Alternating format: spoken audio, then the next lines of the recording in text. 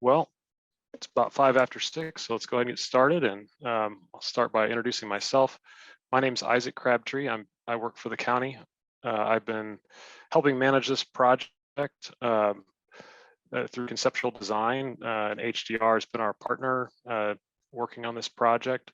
So this is the third and final virtual interact meeting on the state line pump stations and Forcemain project. And specifically tonight, we're going to be talking about pump station 1416, which I realize is not a fantastic name, but those numbers have to do with our interagency metering facilities, and that's why it's numbered that way. But this one's located adjacent to the Hallbrook Golf Course.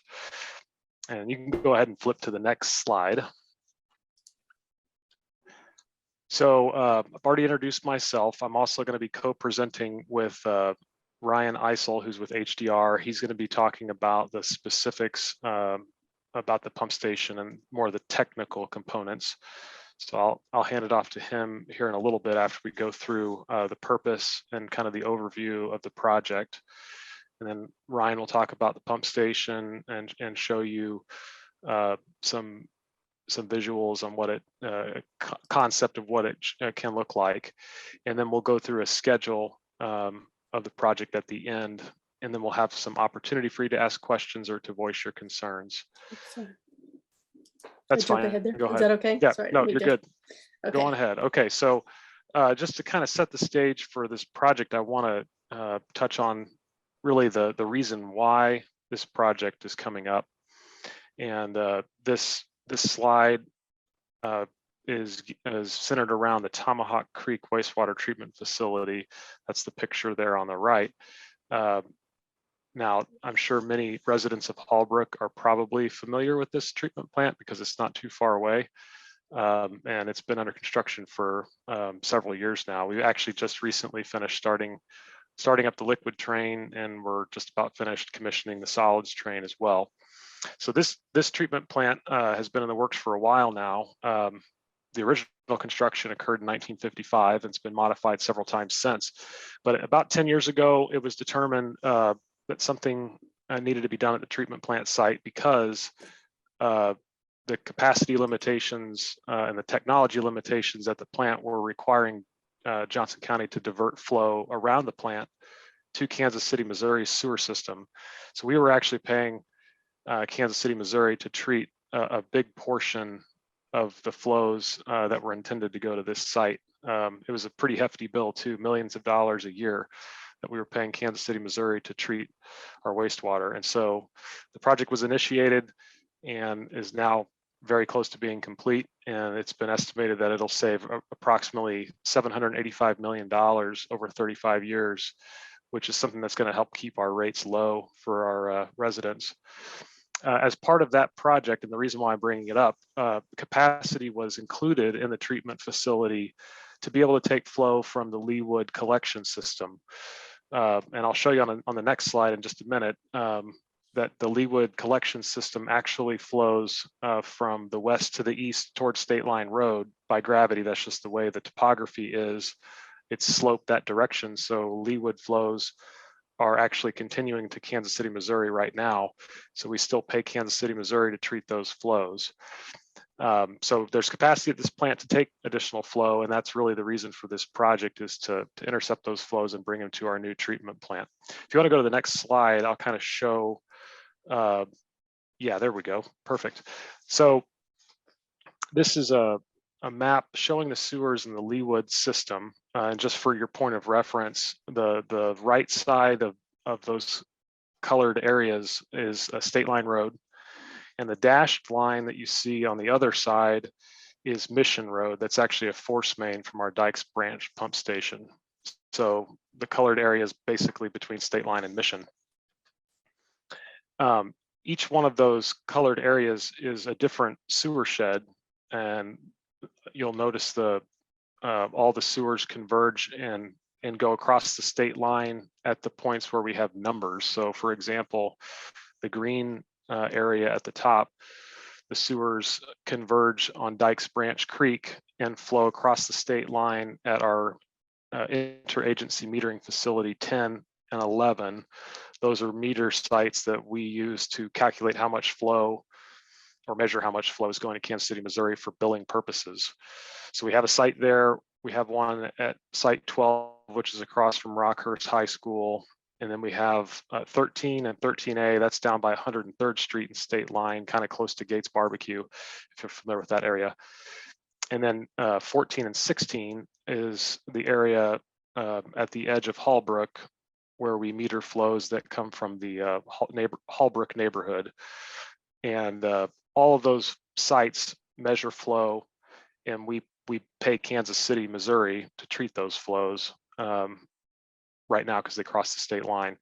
So if you go to the next slide, this just wanted to show you briefly residential bill comparison, other communities in the area, and where Johnson County kind of fits in. Right now, we're below the national average in terms of a monthly rate that our ratepayers pay. We're just over $45 for the average customer in our system, which is significantly lower than a lot of the nearby communities. And our bills are kept low because we have a proactive approach to infrastructure investment and making sure that we're being a good steward of our facilities, and that's all part of this project, trying to do the right thing for our customers. And in this particular case, that's not sending flow to Kansas City, Missouri, and treating it at our own treatment plant. So if you go to the next slide, I think, yeah, this is a graph that shows the payback for this project. And this project, as I mentioned before, includes three different pump stations. By not sending flow to Kansas City, Missouri, we can save a significant amount of money over the next 20 years, projected around $100 million. And so if you look at the blue line, that represents, if we were to continue sending flow to Kansas City, Missouri, we'd pay roughly $4.5 million a year, every year, and those rates will continue to go up over time. So that's what that line represents. The yellow line is, with the initiation of this project, initial capital cost of $35 million. That's that initial capital cost that you see on the left axis. And then the slope is considerably shallower because we're not paying Kansas City, Missouri to treat it. We're just having to maintain our facility, labor and electrical and stuff like that. So eventually, about 6.5 years down the road, we've paid off our investment, and then we're dollars to the good. So 20 years from now, we'll have saved roughly $100 million by initiating this project, which will be savings to our ratepayers. If you want to go to the next slide, I think there's one more figure that shows yeah, there we go. So these are the 3 pump stations that are included in this project, and we're going to focus on the one at Hallbrook. But just to mention one more time, there will be a pump station at roughly 89th and State Line. Oh, there we go. And that will pump through a Forcemain pipe down State Line Road, down to roughly 103rd Street and State Line. There'll be another pump station at IMF sites 13 and 13A. That's actually at the corner of 104th Street and State Line Way, which is just south of Gates Barbecue and just north of the Indian Creek right there. So those 2 pump stations will combine into one Forcemain, and it'll cross 435 through Leawood City Park and on to Tomahawk treatment plant. The pump station 1416, which is the one that's adjacent to the golf course at Hallbrook, will collect flow, pump it across the creek, and combine into that same Forcemain and onto our treatment plant. So essentially, these three pump stations will be intercepting flow that would have normally gone to Kansas City, Missouri, and pump it to our treatment facility instead. So why don't you go on to the next slide. There we go. At this point, I'm going to hand it off to Ryan Eisel, and he's with HDR. He's going to go through some of the technical components of the pump station, and then we'll round it out with the schedule at the end. Thank you, Isaac. And before I dive into the details, I just wanted to, tell the public here that the Interact process, it's a community engagement program designed to get the public's input on the project. And Johnson County Wastewater doesn't just, the mission isn't just to treat wastewater, it's also to serve the public. And right now, this project's at the conceptual design stage, and this Interact process is designed to get your input right now while we're in the conceptual design stage before we go into final design, so we can address any questions and factor that into final design. And Isaac talked about three new pump station facilities, and the one located near the Hallbrook Golf Course is the smallest of the three facilities. And to orient yourself here, the road you're seeing there is College Boulevard, and the waterway just to the north is Indian Creek. And then on the north side of that is the Leawood City Park and Aquatic Center. So as part of the Interact process, the city has us mail notifications to all residents within 500 feet of the project. And in this case, the city asked us to mail them to everybody within 500 feet of the full entire property of the Hallbrook Golf Course. So you may have received a letter stating there's a project within 500 feet of your property that is actually quite a ways from your home. Some of you may have noticed that already, but just wanted to let everyone know that. And do you want to go ahead and go to the next slide?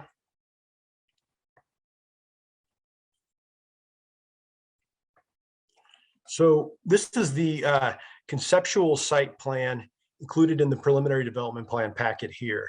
And what you're seeing there in the shaded color, right now there is a drive entrance on the south side of College Boulevard that leads to a comfort station that's on the north side of the golf course. And some of you may be familiar with that comfort station building. You may have seen it driving by or while you're out playing golf. And the shaded area represents some widening of pavement and a new gate to access the pump station here as part of this project. And the pump station facilities are all within that line that has a square on it, which is basically a fence, an ornamental fence that'll go around the facility. The pump station itself is the smaller of the two rectangles within the area there. And the pump station is a below grade concrete structure. It doesn't stick up in the air. It's roughly 30 feet deep. The sewers are diverted to there. The pumps are all on the bottom of the station. They then pump through a pressure main that'll go across College Boulevard, underneath Indian Creek, and be conveyed over to the wastewater treatment facility to the west.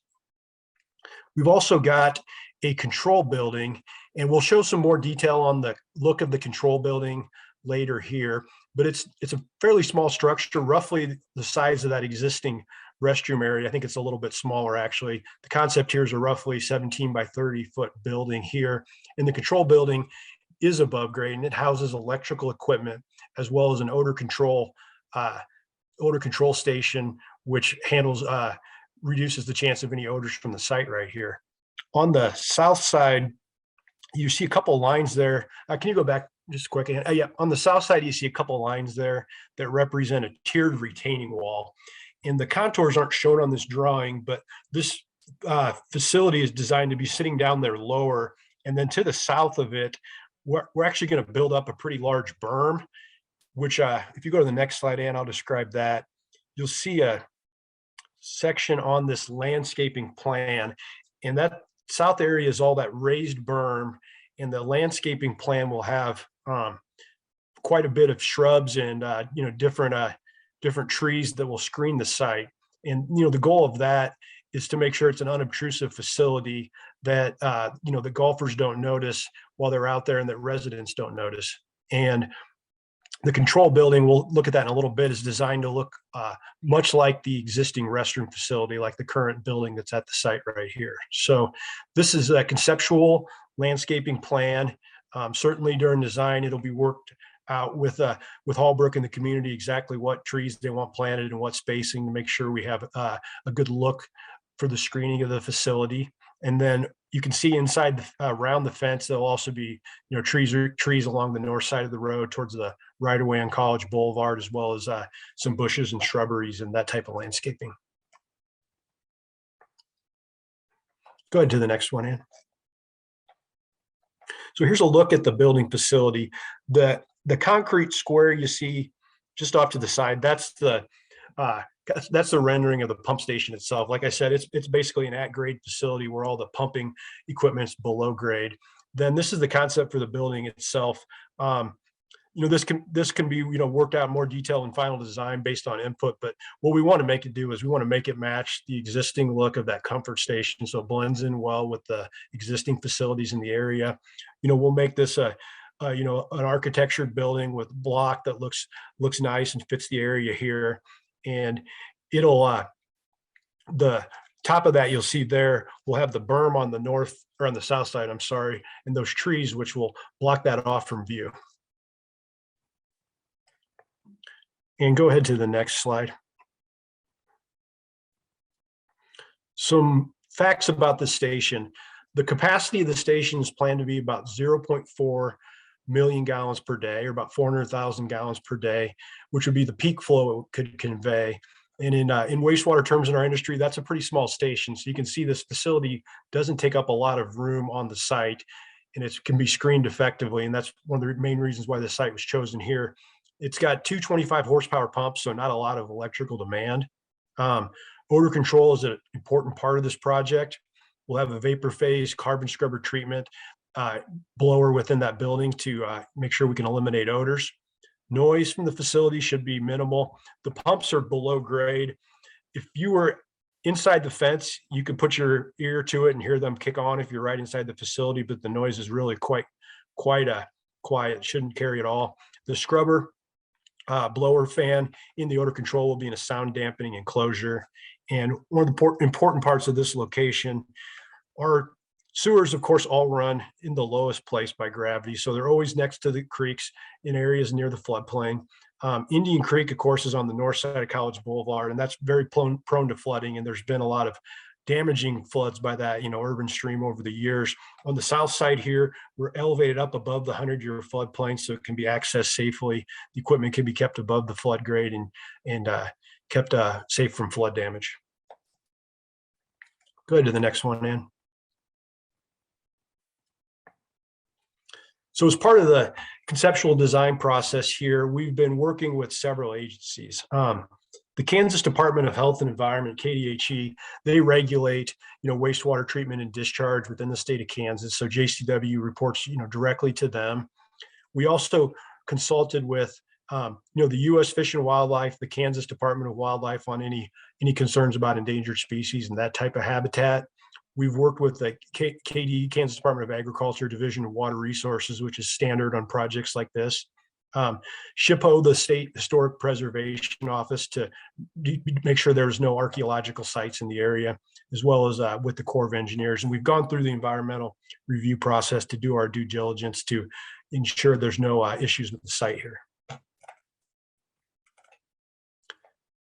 This is a rendering of the site right here. So I think this will give you probably, at least for me, this helps give you a better visual than what you see on the plan set there. I described that before. You're seeing the gray is just a general look at, pavement. This will be paved. I think right now it's kind of a gravel entrance drive. You can see the facility sitting off to the right side of your screen now, with the pump station facility as well as that electrical transformer there, and then kind of a rendering of that two-tier retaining wall. You can see the existing comfort station there, as well as that the berm with the newly planted trees, as well as the existing ones there to screen the facility. And I believe that what you're seeing there in the background, if I recall, is the tee box for hole 16, if that helps to orient you.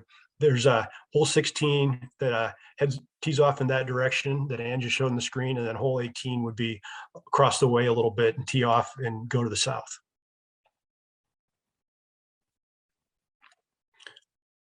So go ahead to the next one, Ann. Here's our general schedule for the project. There is a public hearing, which will be March 22nd, a week from next Tuesday. And questions and comments can be sent to planning@leawood.org to be addressed. Engineering design, we've been working through conceptual design. We'll be bringing the engineer on board to do final design here soon. And we intend to start the design here this summer around July. It'll take about a year to design this project. That would include the other pump station sites as well as the pressure pipeline that'll be buried underground to convey this flow to the treatment plant. We'll get a contractor on board through a competitive bidding process in the probably the third quarter of 2023 and start construction. It's shown starting in roughly November 2023. That winter of 2023 and early 2024 will be most likely when you first see actual construction activity on the site. And the goal will be to have the pump station in service here by the winter of 2024 and into 2025. Go ahead to the next one, Ann. I think that brings us to the end of the formal presentation here. We are quite happy if there's any specific questions or any slides or things that you want us to go back and address, just let us know and we'll do our best to answer your questions.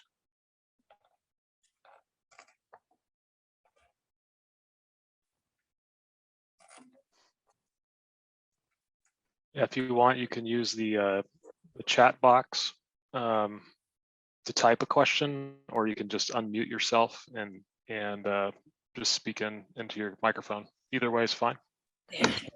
No, we're muted now. No, you're. We can hear you. You muted yourself again. If that's Jankowitz, yeah, you're muted now. You unmuted and then you do it.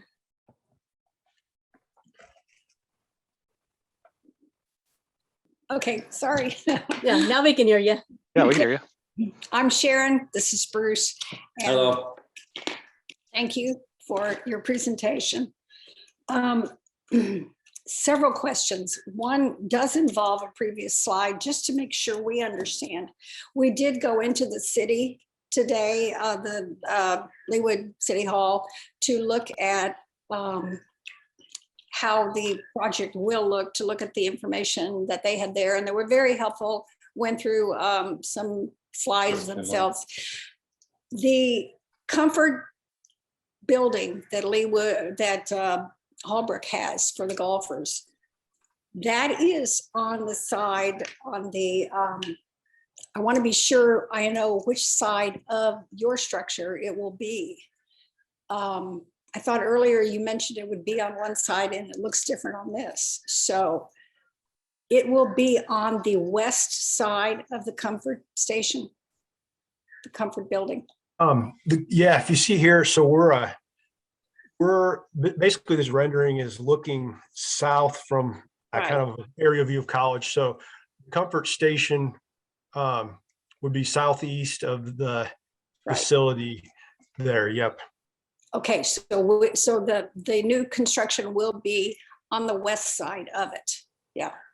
That's correct.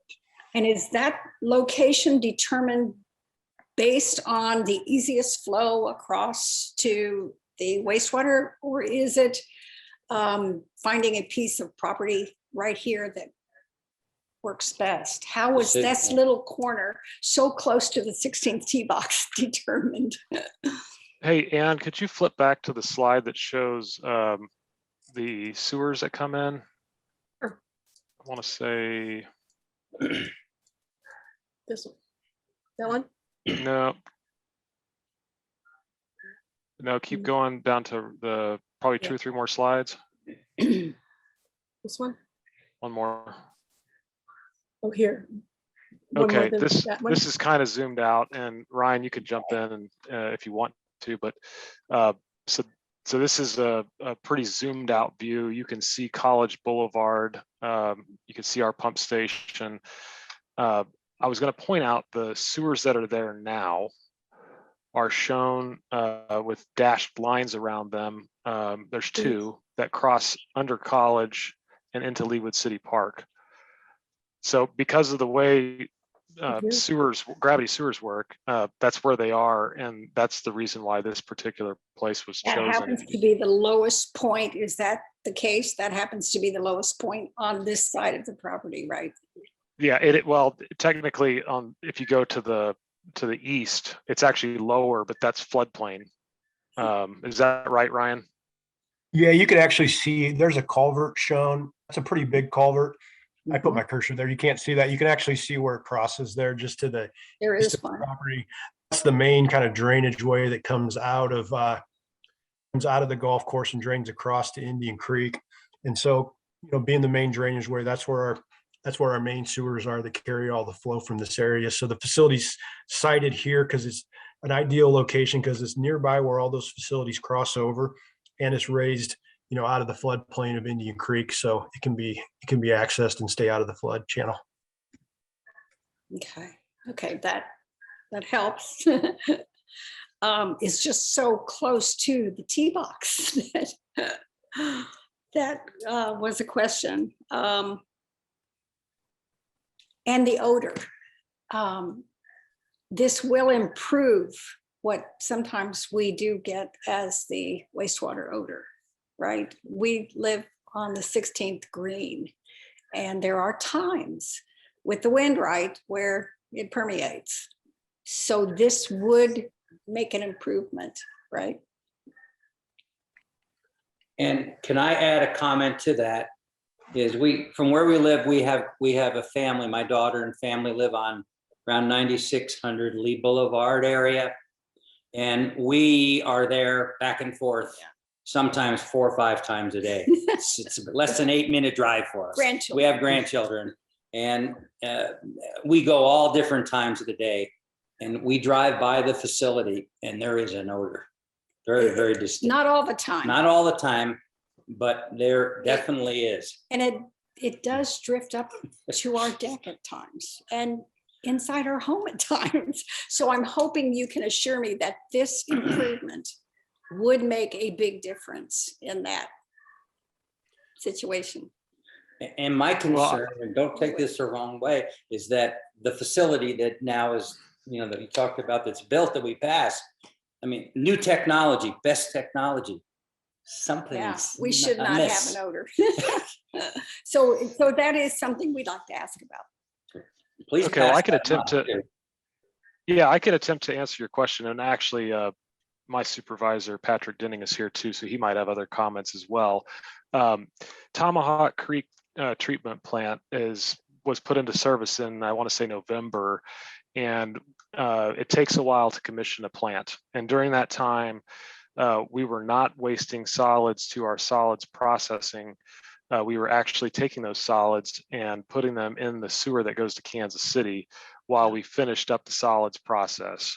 And during that time, I think there was probably more odor than you would normally have because it wasn't going through the treatment processes that we were in the process of building. So it's my expectation that will improve. This particular facility, while it is pumping flow to Tomahawk Creek, is really completely separate. So any odors from the treatment plant, what we do here won't really change that. Okay. And I don't know if Ryan or Patrick, if you have any other comments about that, but. I think that's accurate. Our hope is that as we bring the full plant online, and it is a biological process, so it does take some time, that we hope that that the odors will decrease here, and we are monitoring that. We've got odor sensors on site because we have received a number of customer issues, especially along Lee Boulevard, which is where that sewer line is that Isaac was talking about, where we were having to divert solids. And so I think the best thing to do is to continue to let us know on our website. There's a spot where you can report the odors if those continue. We're monitoring them on site, and we do hope that the situation improves quite a bit in the next couple of weeks here as we start that up. Okay, that's good. That's good to know. Thank you. We'd appreciate you to continue to reach out to us if it doesn't, so that we can take another look. But we're monitoring it. Thank you. We appreciate that. Yes. So another question, and this is kind of just out of the blue, but the decision to build on this site, obviously I understand the need and the reasons for that. Is this a situation of eminent domain? Or is this a leasing situation from Country Club? Or we haven't heard much from the club about it. So how is this actually handled with them?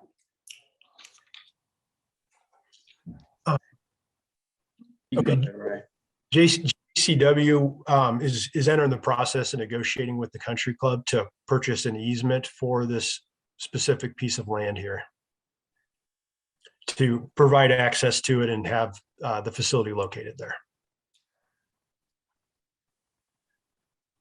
That is the case. They will be working out a negotiation to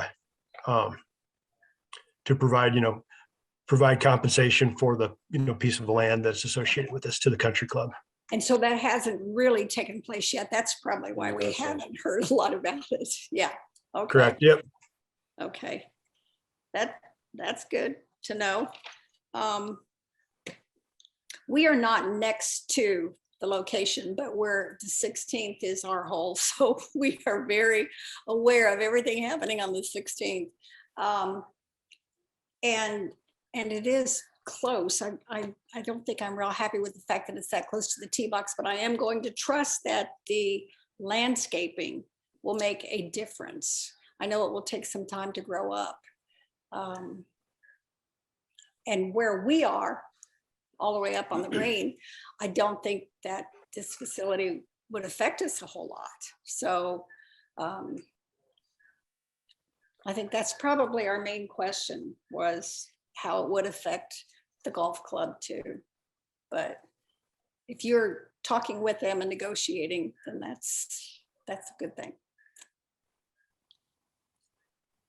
And we are impressed with the new wastewater facility. It is amazing. And I'd love to have a tour sometime. Yeah. Seriously. we It's really wish, cool. what we do wish is that they would not have thinned it out, the trees so much, because it is now, you drive by, and especially in the winter, we can see every pipe in the air. And it was such a nice drive before they took all the trees and the brush out, and for all the wildlife. So I hope they let that grow back or plant more trees. Can you give me some input on that? Yeah, we can. There is a landscaping plan that was approved by the city. We worked with the city very closely on that. And we anticipate the landscaping to be complete, including the planting of the trees along Lee and so forth. We're shooting for the end of May right now. That kind of depends on weather and so forth. But in the next couple months, you'll be seeing a lot of the trees going in along Lee, especially. Okay, will you have some along College Boulevard? Because it's been thinned out on the walking trail. We do that trail. And as you go through there now, I can see right through to the treatment plant, and you could never see it before. It was completely protected, and even on College Boulevard. So I don't know whether it's in the plan, but I might suggest that the treatment plant is a wonderful thing, but it's not exactly a thing of beauty for the neighborhood. So if at all possible, it We're shocked to hear this. Yes. Landscaping back on College Boulevard, which is where we are all the time, and on the walking trail. It's when you're walking that trail, you're looking right over there at all the pipes and all the, So I think maybe the best thing to do is let me. We'll get your names and emails from the meeting. Yeah. And I don't want to sound like I'm complaining all the time, but I mean, it has been thinned out. Let me send you the landscaping plan so you can see what we're planning to do, and then maybe that will address some of your concerns. And if not, that's good. That's good. So I'll follow up with you. Maybe send you an email tomorrow when I get the emails from Ian. That would be great. And I'm very impressed that you are all here and we're the only ones you're addressing the concerns to. So we do appreciate it. One of the things you can tell if you have neighbors or stuff, we are going to be posting this meeting online and the questions and stuff. So people that can't, we'll send you the link too, and you can have them, they can go to the link and see the information. So our discussion will be online too. Yes. Bye. Okay. Good evening, everybody. This is Ian Spinks. And Ryan, hello, and Isaac, hi. Thanks very much Hi. for taking the time, and thanks also for returning my call yesterday, Isaac. I have 2 or 3 questions. I'll start with the first one. You've got 3 pump stations that are going to be going online come 2023. What is the incremental waste volume as a percentage that the 3 pump stations will be putting through the wastewater treatment plant? That's a great question. And the reason I ask that, Isaac, is because obviously the more wastewater that goes through that plant is going to impact the potential for smell. Well, I think, Ryan, you probably have a better handle on the cumulative flow, but like pump station 10 and 11 up at 89th Street, I want to say is a 5 million gallon a day plant. That's for twice the average flow. And Ryan, interrupt me if I'm saying this wrong. 13 and 13A, shoot, I'm forgetting, is it 1.5 million gallons a day, Ryan? About 1.8, so 1.8. about 0.9 for an average day. Yep. Okay, so 0.9, 2.5, we're up to about 3.4, and then the Hallbrook pump station is 0.4. Yeah, about 0.2 on an average day. So about 3 to 3.5 more MGD on an average day will go through the facility And after these stations come online. And what is that as a percentage? What's the incremental percentage? About 18%. The Tomahawk treatment plant is designed for 19 million gallons per day, and we're underloaded right now without the pump stations because this was always planned in. So it would be an increase it's about 18% of the 19 MGD. Okay, and what the old plant, the old wastewater treatment plant, what was the capacity of that? Could treat about 6 million gallons per day, and the rest of the flow okay. then carried on to Kansas City. So we've tripled the capacity of the plant. Correct. Okay. Because to be honest with you, and Isaac, you and I talked about this a little bit yesterday, but with the upgrading of the plant, given that I'm off college just up Brookwood, I'm very concerned about the potential smell. I got a lot of reassurances on that when I attended the Interact meetings for the wastewater upgrade. But I'm now a little bit concerned that I had not realized that the pumping station would potentially be a smell as well. So I'm starting to feel like I'm getting surrounded by sources of smell. How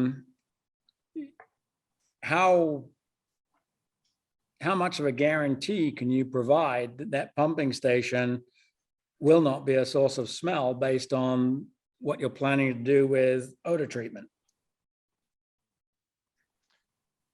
well, I can tell you the technologies that we have selected in this conceptual design are about as the best available right now. Activated carbon is very, very effective.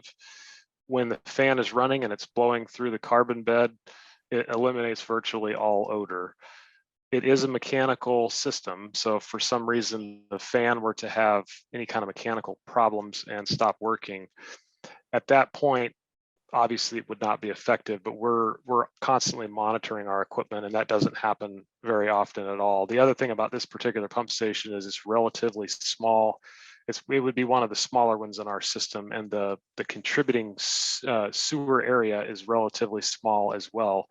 And that's important because the longer the wastewater is in the gravity sewer system, the more propensity it has to generate odors, because the odors come from a biological degradation of the material in the water.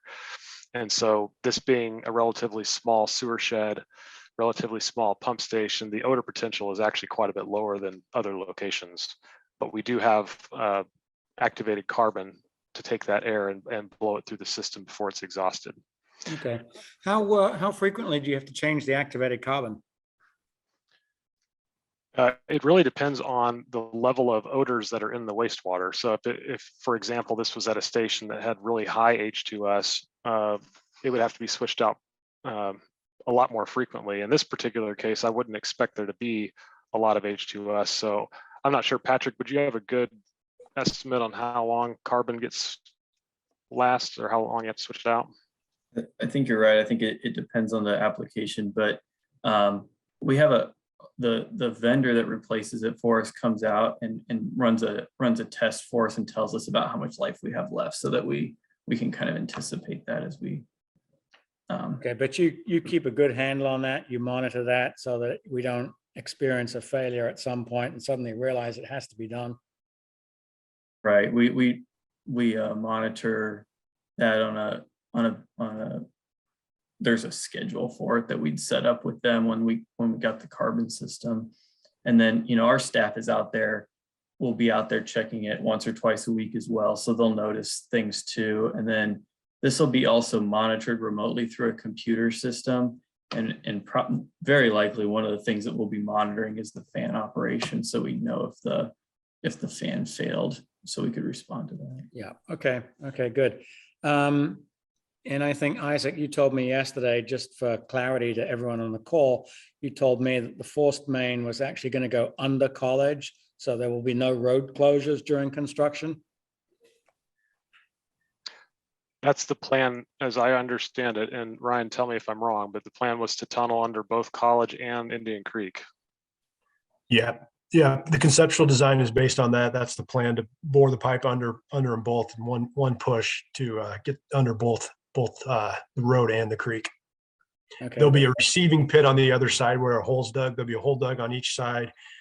We'll push underneath both of those and then come out the other side. Okay, excellent, excellent. And then my last question, one that I hadn't really thought of until you mentioned it, but pump noise. I'm reasonably close to that pumping station. And I'm just trying to figure out, am I likely to hear it at all when that pump comes on or the pumps come on? I don't think you'd hear it unless you were inside the fence and you had your head by the wet well. We've got a much larger station in between two homes in Mission Hills, and I don't believe they've ever noted any noise pollution from that area. Okay. How deep are the pumps actually? Probably about 30 to 35 feet deep. Oh, wow. Okay. The sewers are pretty deep in this area, and we need to make sure we get them underneath the creek. The one on the east, we need to cross the creek, so that kind of sets the elevation. Gotcha. Okay. All right. So the pumps, the type of pumps they're submersible pumps, so they're actually underneath the water surface. So the water surface will absorb the noise, and then it's 35 feet down with a concrete lid. So it's like Ryan said, you would have to pretty much have your ear to the hatch to hear it turn on. Well, I won't be doing that. So That's all I had. So thanks very much. Thank you. I think I have one last question, which is going to really sound elementary, but it's kind of based on what we were just talking about. We're going to be going under College anyway. And was it ever, and truthfully, as far as you just mentioned the Mission Hills neighborhood, but the other two new stations are in parking lots or behind a commercial area. Putting this station in a residential area, is that the norm in this area in Leawood? Is it, now that I think about you running it under, you're going to be going under College anyway. Why isn't it on the other side then? Ryan, do you want to get that, or I can? Either way. Yeah. Our challenges here is on the other side. We've got Indian Creek, which has a very large floodway and is very prone to flooding. And to site it on the other side, we would need to be able to access it during a flood event, which isn't possible right now through the roads they have there. It would require, building a lot of large stuff within the park, which to make it accessible. And this area being raised up above the flood makes it kind of ideal for siting a facility like this. Yeah, the city of Leawood actually asked that question too when we first started talking with them about it. And so we did evaluate trying to move it over there. And just as Ryan said, there's really not a way to access it in a flooded situation. it was very difficult to find a spot that worked, but we looked there in the city park. Well, I appreciate knowing that. I do, because that was my first question when I was at the city offices today. Why would it be on this side when it's all on the other side? And if we are going under anyway, but I do hear what you're saying about the flooding.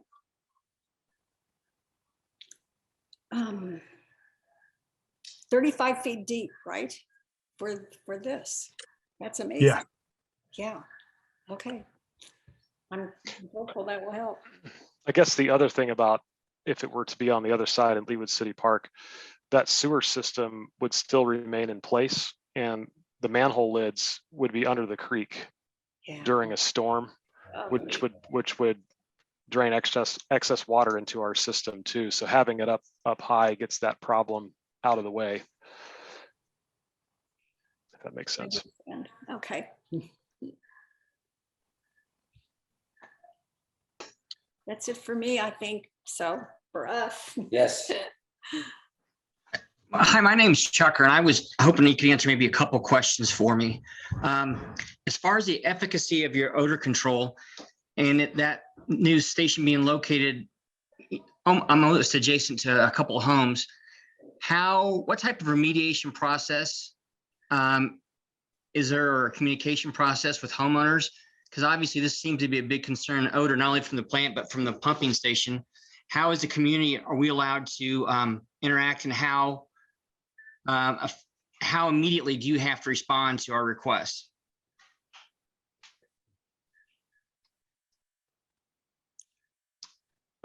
That's a great question. Patrick mentioned the hotline that you can call to report odors. That would be the same thing for this pump station. We're usually pretty quick about responding. I don't have exact figures about how quickly that would be, but we have a very responsive crew. And if there are issues, we address it. But you believe, though, if there's an odor issue that comes up, you will be able to address it immediately, effectively, versus it being prolonged for weeks or months or whatever the case may be? Yeah, we'll do our best to address the problem. Part of the thing with odors too, though, is especially since we're kind of close to Tomahawk Creek, addressing where is it actually coming from. You know, if it's coming from this pump station, that's something that we, very easily could fix by, adjusting or fixing the equipment if it's malfunctioning. I don't know if that answers your question. This is Ian Spinks again. I think the reality of odors is the bulk of the odors, if there are any, are going to be coming from the wastewater treatment plant. And I'm not really certain if there's an odor issue when that goes online and is up to capacity. I don't know what's going to be able to be done realistically to manage the odor problem. And that makes me very concerned.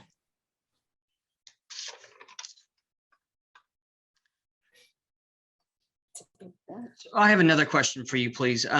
What happens if you're unable to acquire in July, I believe, of 2022, that land from the country club? Should they decide not to sell it, are you going to be able to find an area to relocate that, across Indian Creek? I realize the flood challenges, but I believe there's an area northwest of there on the north of the College Boulevard side that there is that's above, and it's almost equal to the height of College itself. I guess, what would your plan be if you can't acquire that property? Ryan, I can't remember. Did we look at that option over on, if you go further to the east? Is that what you're referring to, Chucker? A little bit further to the west. Go further west. Yeah, not too far from the walking trail. I didn't know if you had a backup plan, because unless it is a case, as Sharon mentioned, of eminent domain or a situation where the city's being forced, maybe the country club decides not to sell you that, or not to lease that property to you. Is there a backup plan? We don't currently have a contingency plan in place. We had evaluated other sites and found them to not be feasible like this one is. So I don't think we have a plan B right now. Okay. Thank you very much for your time. Thank you.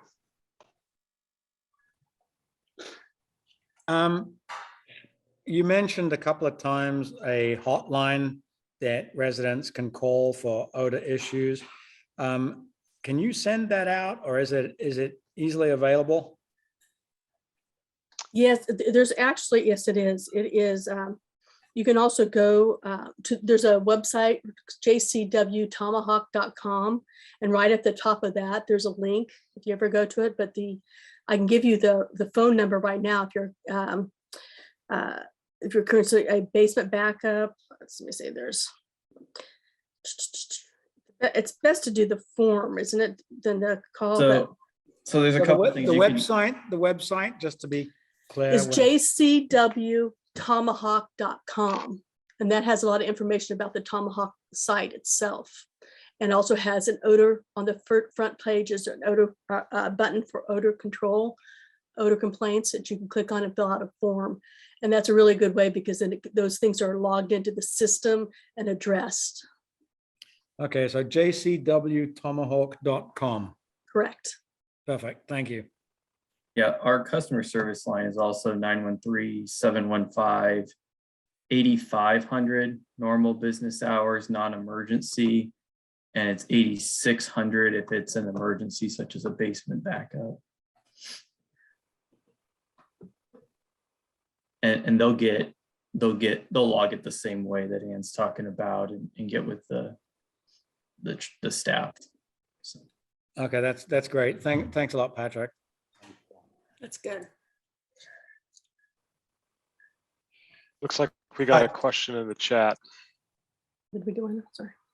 Will any walking bike trails be affected, i.e. closures or detours? Not in direct connection to this pump station. The Forcemain itself, when it goes through Leawood City Park, there might be minor disruptions, nothing like the closure